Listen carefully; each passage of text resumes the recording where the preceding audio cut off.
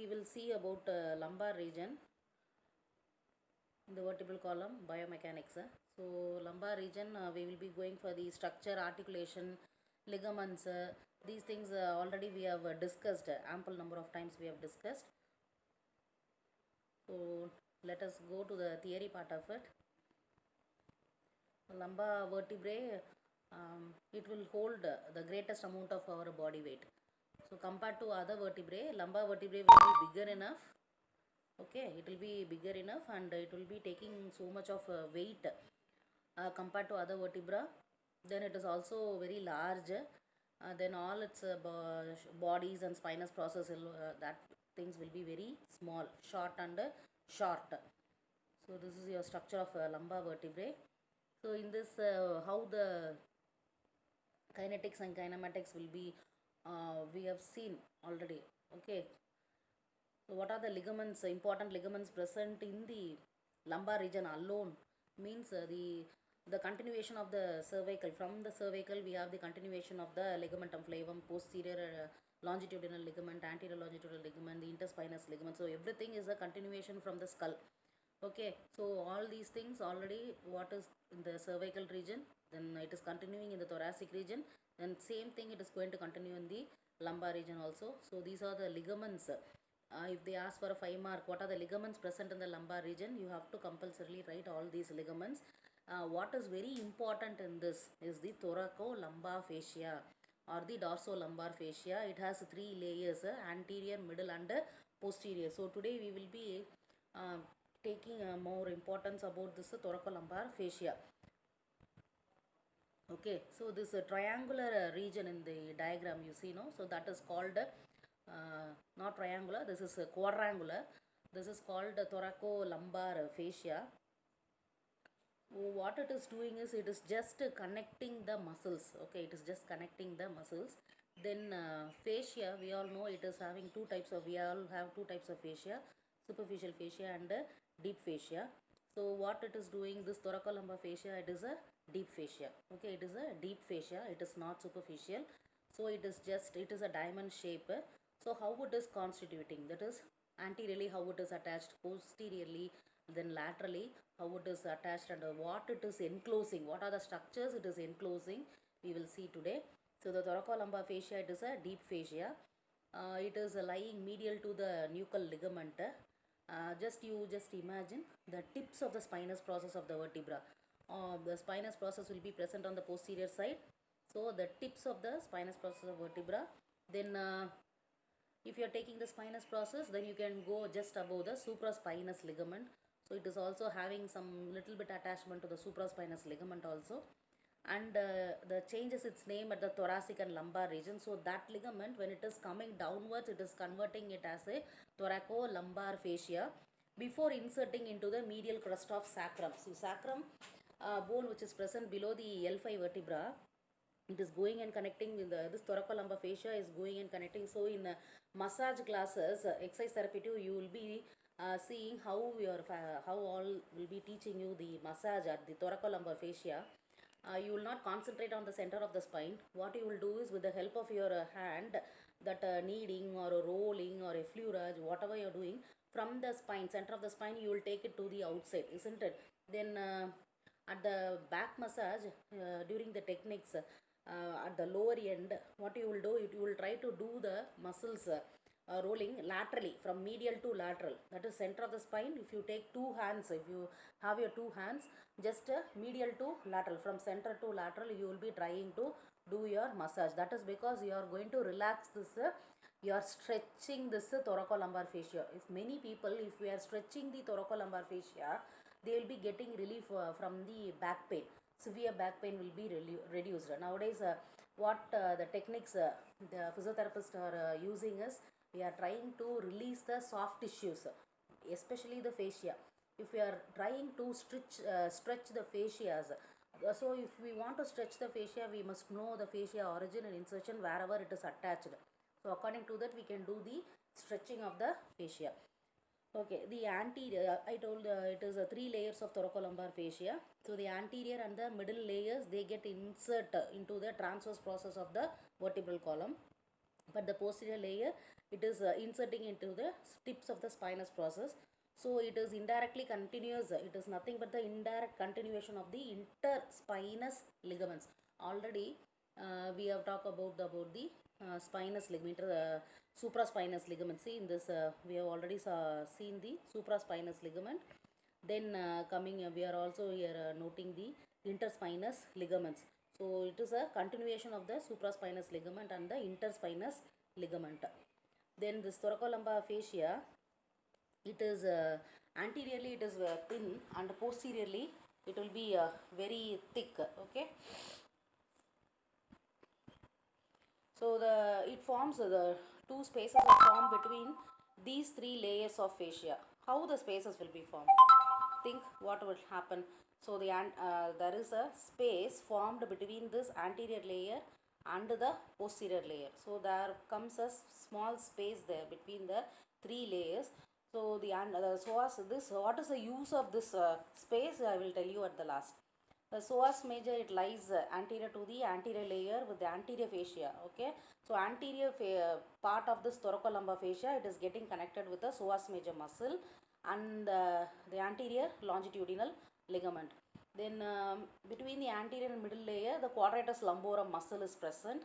The erecta spinae muscles and the transverse spinalis muscles are enclosed between the middle and the posterior layer. See, first you are telling about the anterior layer, then anterior and middle layer, then middle and posterior layer, then coming to the posterior layer. So various superficial layers on the posterior thorax and abdomen then arise from the posterior layer. So these primarily includes the latissimus dorsi and serratus posterior inferior. So anteriorly the thoracolumbar fascia is connected to psoas major muscle and the anterior longitudinal ligament. Posteriorly it is connected to latissimus dorsi and serratus posterior inferior. So middle layer, how we are telling is middle and anterior, middle and posterior. So middle and anterior is, it is having attachment with the quadratus lumborum. Middle and posterior, it is having attachment with the erecta spinae and the transverse spinalis muscles. See in the real parts of the body, see the diamond shape of the thoracolumbar fascia. So where the latissimus dorsi is present and where the trapezius and where the thoracolumbar fascia is actually present. So what is its function? So still I have not told you about what is the use of that space which is formed between the layers. Okay, so it acts as a function, it acts as an attachment site for many of the muscles. It is helping to attachment of these muscles. Trapezius, latissimus dorsi, gluteus and the hamstring and the group of muscles, they are playing important role because they are all long muscles, 2 joint or 3 joint muscles. So this fascia is helping them to make them attach for the attachment. Then it also houses, so it also houses the quadratus lumborum, transverse spinalis, transverse erecta, erecta spinae and the multifidus muscles and their tendons of their intrinsic muscles of the posterior thoracic and the lumbar regions. Okay, so it is also helping for the attachment for the posterior thoracic and lumbar region muscles. So thoracolumbar fascia, if they ask for 5-mark question, you have to write all these things. So what is the use of the space of the thoracolumbar fascia? Any one of you? What is the use? Any one of you?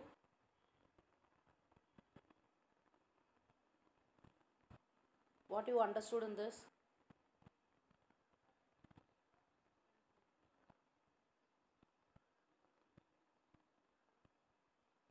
Are you able to follow?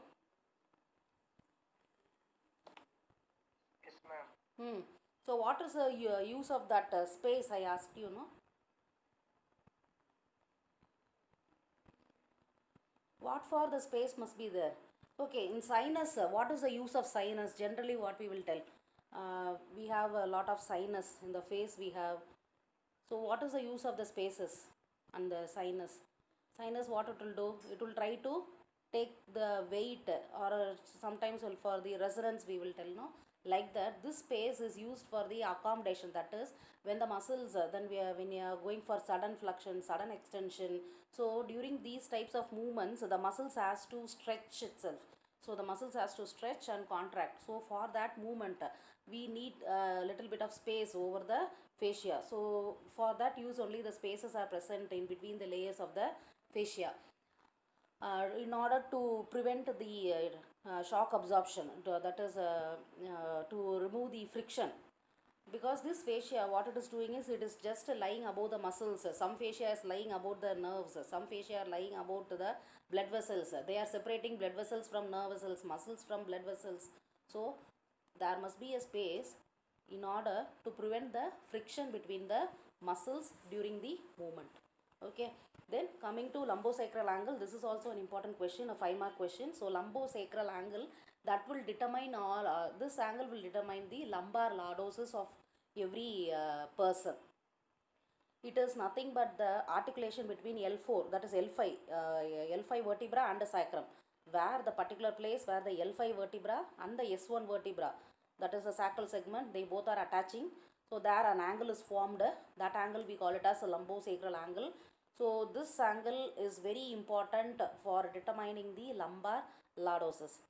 The lumbosacral angle, LSA, we can tell how it is done is it is a perpendicular to the lumbar line, drawn on the anterior surface of L3, where it is anterior surface of L3. So in these two lines, which will be your perpendicular line? The one which is horizontal line, or one which is which one we can call it as perpendicular line?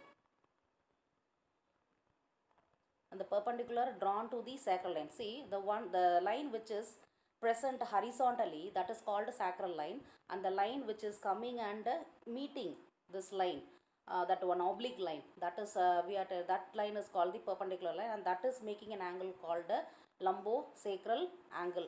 And this angle is being it is inclined and it is formed anteriorly and inferiorly. See where the angle is formed. The angle is formed posteriorly or anteriorly. The bodies are present anteriorly, the spines are present posteriorly. So this angle is formed anteriorly and inferiorly. From the diagram you can tell this angle is formed anteriorly and inferiorly. Okay, so this is called lumbosacral angle.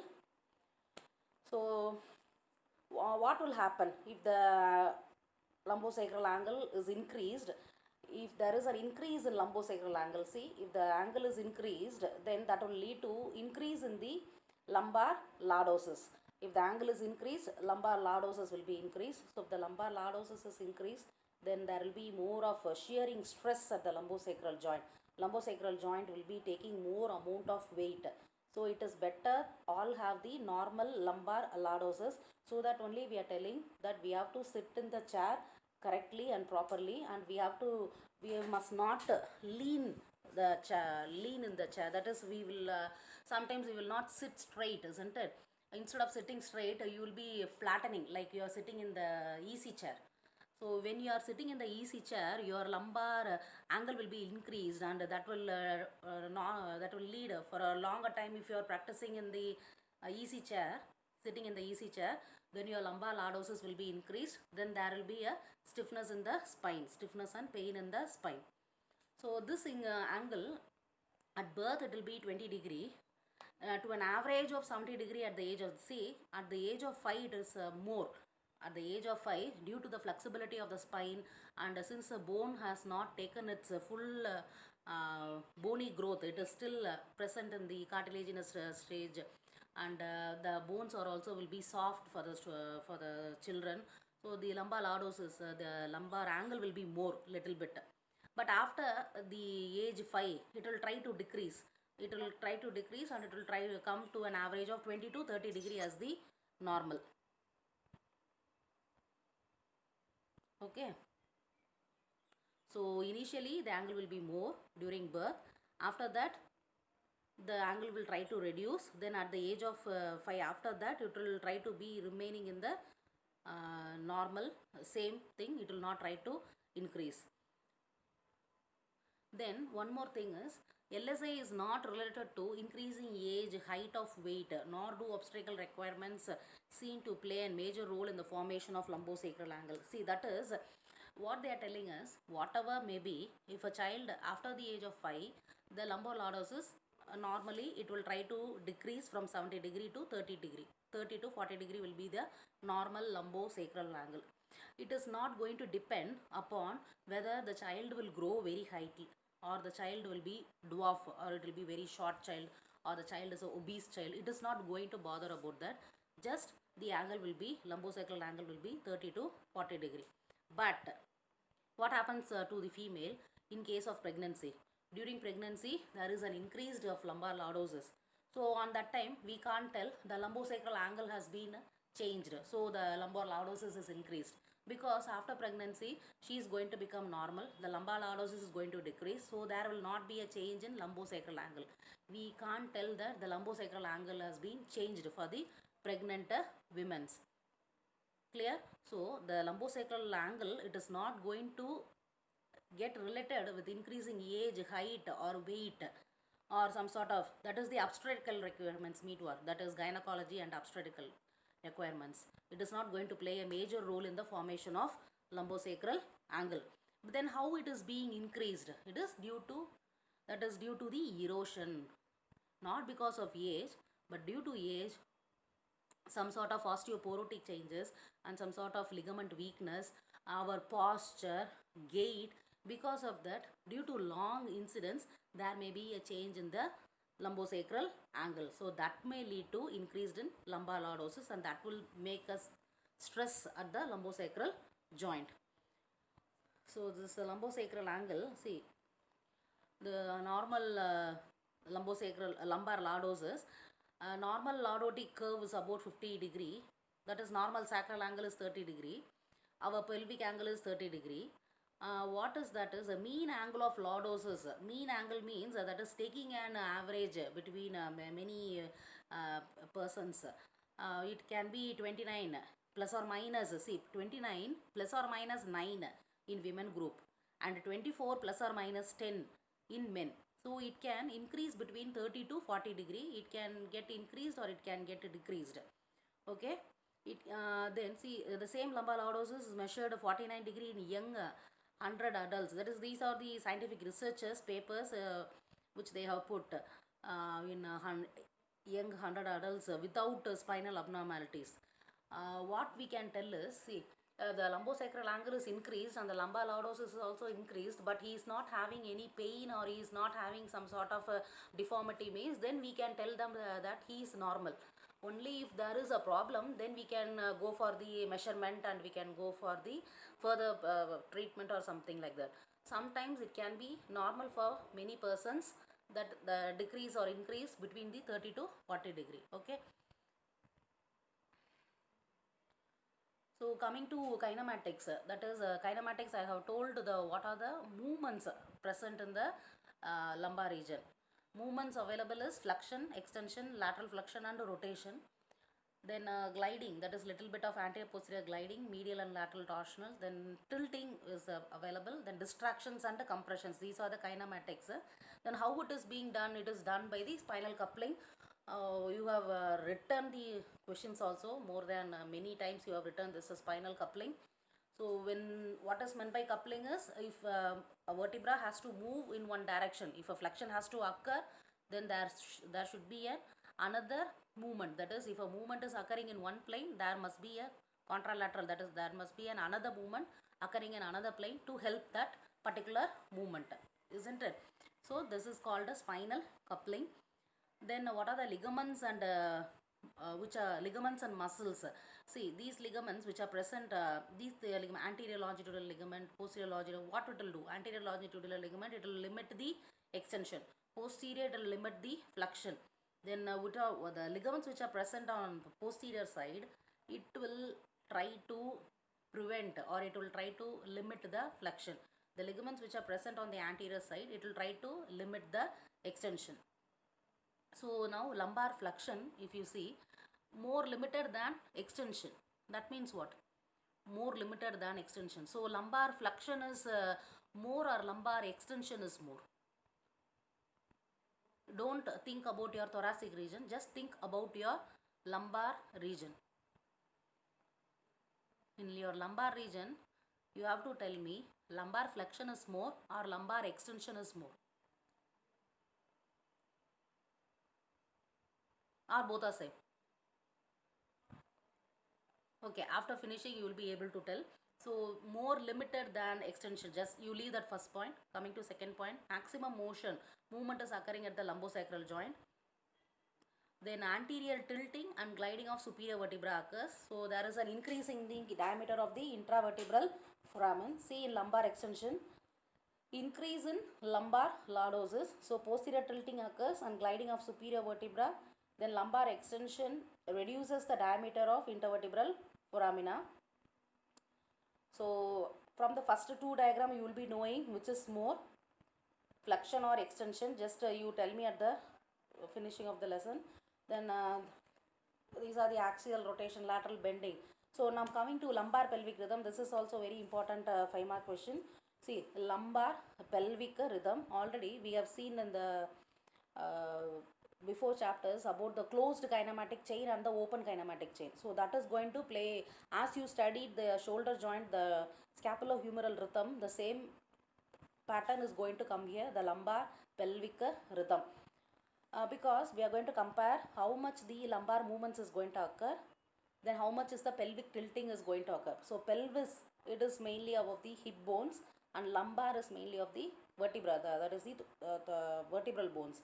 So lumbar pelvic rhythm. If lumbar pelvic rhythm means both the movement of lumbar vertebrae and the pelvis. So bending forward, that is lumbar flexion 40 degree, followed by anterior tilting of pelvis at hip joint is 70 degree. If this both are combined only, then this full flexed bending of lumbar pelvic, it can be done. If only lumbar flexion is there and there is no anterior pelvic tilt, then this full flexion is not possible. If you are returning back to the erect position, then what has to come? There has to be a posterior pelvic tilt. Okay, and there has to be a extension of the lumbar spine. So this is an introduction for the lumbar pelvic rhythm. So bending forward, lumbar flexion will be 40 degree, anterior pelvic tilt will be 70 degree. So returning to erect position, it has to go for vice versa, posterior pelvic tilting and the lumbar extension. See, so the lumbar pelvic rhythm, you can see whether this is a closed kinematic chain or a open kinematic chain. You have to think and tell me whether it is open or the closed. So the kinematic relationship between the lumbar spine and the hip joints during the sagittal plane movements. Okay, this is an introduction. See what is happening here. The lumbar joint is formed anteriorly. How the lumbar joint is formed? That is where the L5 and S1 vertebra. So when the head moves forward, pelvic shift is occurring. See, where the head is moving forwards, the pelvic shift is occurring backwards. This is for balance. Okay, this is for balance. Then forward movement normally begins at the upper segment of the spine. Upper segment means what? Not at the lumbar. So it is starting at the upper segment of spine, and when it reaches to the lumbar spine and when it reach to the lumbar spine, the lordosis flattening. That is, what will happen to the lumbar lordosis now? When we are trying to flex, the lumbar lordosis will go for a flattening stage. So it will go for flattening stage and the flexion occurs. So when returning to the upright position, first the pelvic tilts posteriorly, then the lumbar spine extends, then the rest of the spine is extended. That is, first when the head is going to move forward, your upper part of spine is going to move forward, your lumbar lordosis is going to decrease, it becomes flattened, then you are going to bend, so the pelvis is going for anterior pelvic tilt. So number 1 is head tilting, number 2 is upper spine flexion, number 3 is lumbar lordosis is becoming flattening, number 4 is anterior pelvic tilt. Now when she is going to become normal, coming to the erect position, vice versa, it has to occur from the back side. That is, now the pelvis has to go for posterior pelvic tilting, the lumbar spine it has to go for lumbar lordosis, upper spine has to come to original place, extension, then followed by your head coming to your original position. So these 4 points, first you are going to tell clockwise, then after that you are going to tell anti-clockwise. So that is your lumbar pelvic rhythm. So it is limited. How we cannot move? See, you see here, if this lady is moving between the two legs, and can she come out? be in between the two legs? No, because the movement will be limited. How the movement is limited? The limited movement is due to the shape of the zygopofacial joint. So that will limit the maximum flexion. So after flexion, she has to go for the erect position. Continuous flexion and going inside between the two legs is impossible. It is also restricted by the tension created in the stretched cage. Then all the joints will be having the joint capsules and also the ligaments which are present. So all these things will be in the stretched or the tension position. So they also will not allow the extra movement. Then amount of rotation available at each vertebral level, that is also affected. Because of these 3 points, the lumbar pelvic rhythm is being limited. Okay, so mobility. So what is the lumbar? See the 3 diagrams. First he is standing straight, then head and the upper trunk is coming forward, then the lumbar region, it is a flattening of lumbar lordosis, then the pelvis is being tilted. So these are the 4 important points. So coordinated simultaneous stimulus activity of the lumbar flexion and tilting of pelvis. LPR means lumbar pelvic rhythm. It can increase the range of forward flexion, anterior pelvic tilt and flexion of the lumbar spine.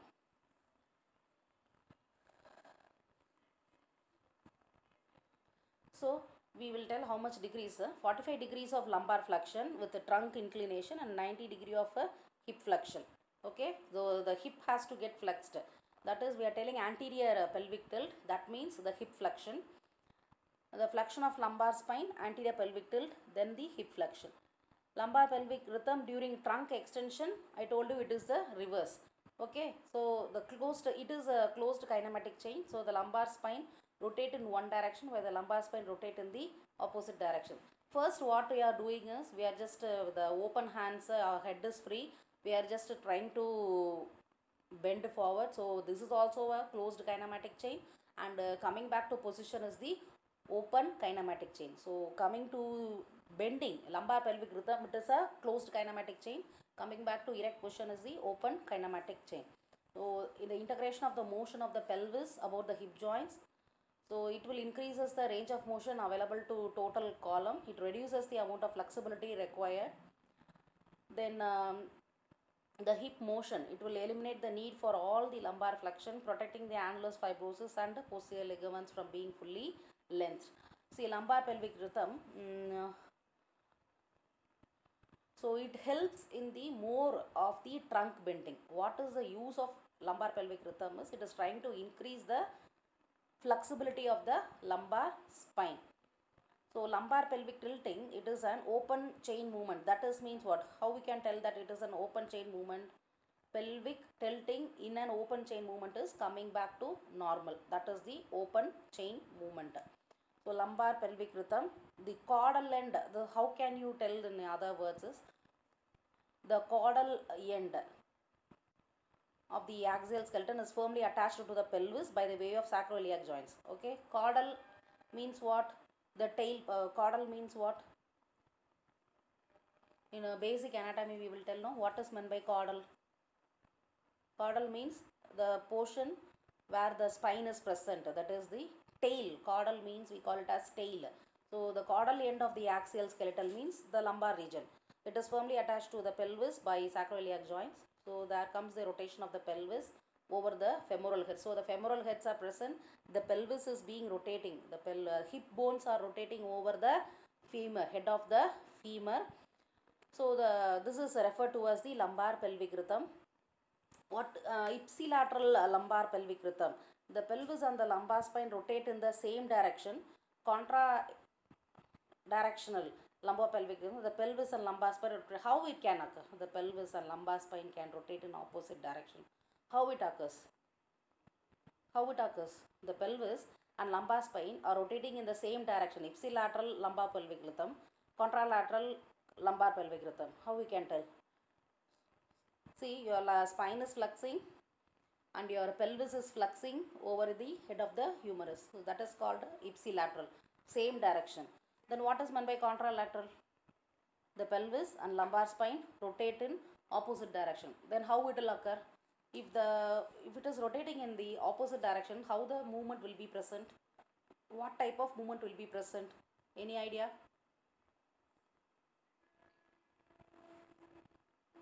Come, tell me. Ipsilateral means lumbar and pelvic, they both are going in the same direction and we are getting the lumbar pelvic rhythm. Contralateral lumbar pelvic rhythm means what?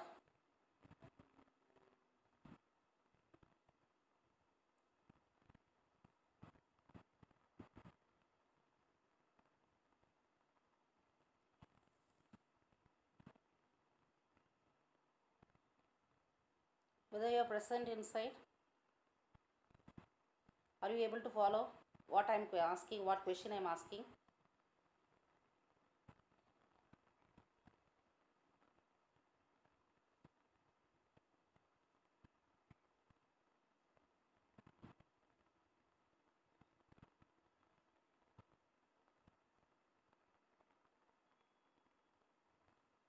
All of you are inside. Are you able to follow? Ma'am. Then what I am asking, you are not responding. What is the difference? Ipsilateral and contralateral.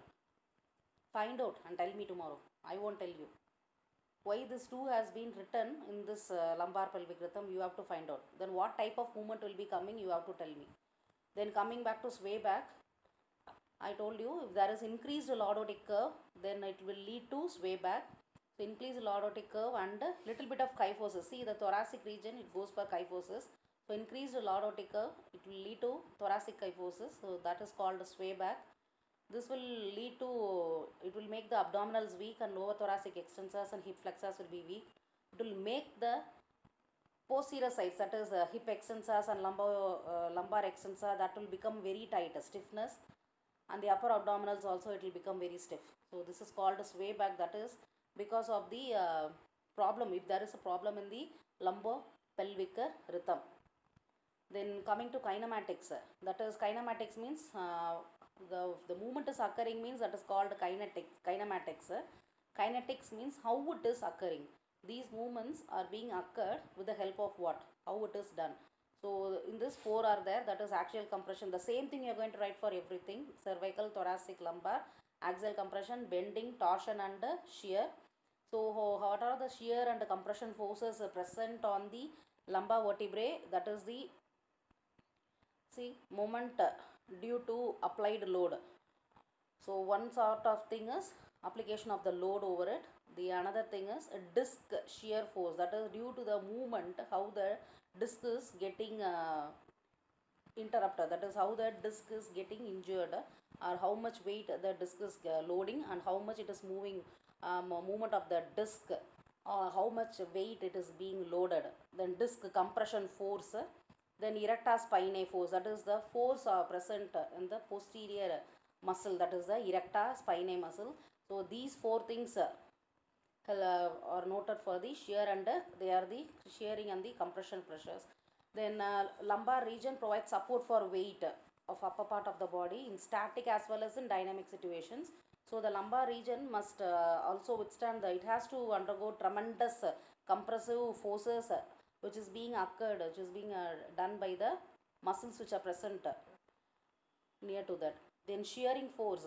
Shearing means in upright standing position, the lumbar segments are subjected to anterior shear force. Shear means, compression means just we are compressing from top to bottom. We are just squeeze, compression in the sense you can think like if you are keeping a nail and we are just pampering it with the help of a hammer. So that is called your compression force.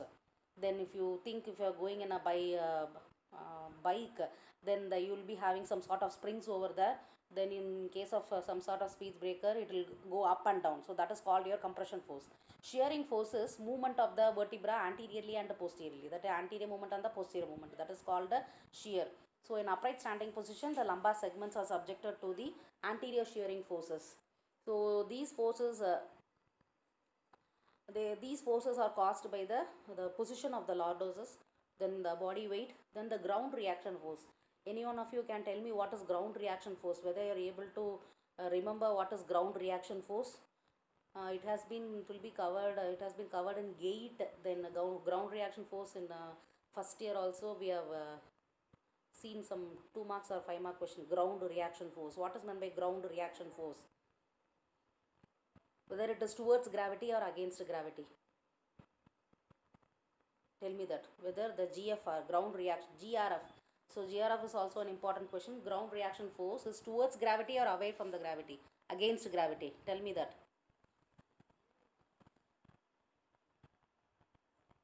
So these are, you won't tell. So these are the forces, I will tell the answers. These are the forces, it is towards the gravity. The forces which are being towards the gravity that makes your body to stand erect, or that makes your body to stand on the ground, that is called ground reaction force. This is not against gravity. Okay. So this is the ground reaction force, it is towards the gravity. So it is resisted by direct impaction of inferior psychofacial facets and superior vertebra. So these things are responsible for the shearing force. That is your lordotic spine lordotic position, the body weight, the ground reaction force, then the resistance offered by the facet joints. So see in this how the shear forces are occurring and how the compression forces are occurring. So compression force direction you can see from top to bottom. Shear force is from anteriorly to posteriorly. Torque is just rotation. Torque is a coupling of motions. So it will try to rotate the vertebra. That is called torque. So these are the kinetics of the spinal vertebra. That is axial compression, bending. Bending is we saw in flexion, extension, lumbopelvic rhythm. So that is bending. Torsion is nothing but like a torsion is a torque. How it is getting rotated. The vertebra is getting rotated. Shear or is the anterior and the posterior moving forces. Okay. So able to follow lumbar region. So tomorrow we can go to the sacral region. So anything you want to tell, you can tell me. You can unmute yourself and you can tell me.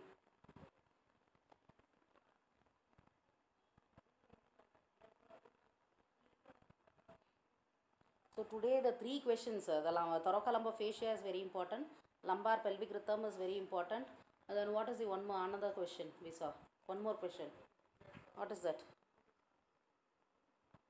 Ground reaction force. No, ground reaction force, okay, the other things. Lumbosacral angle.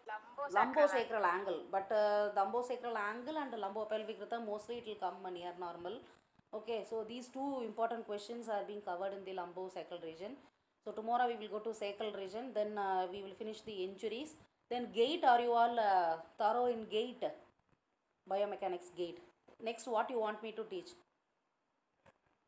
Because another 2 or 3 classes we will finish vertebral column.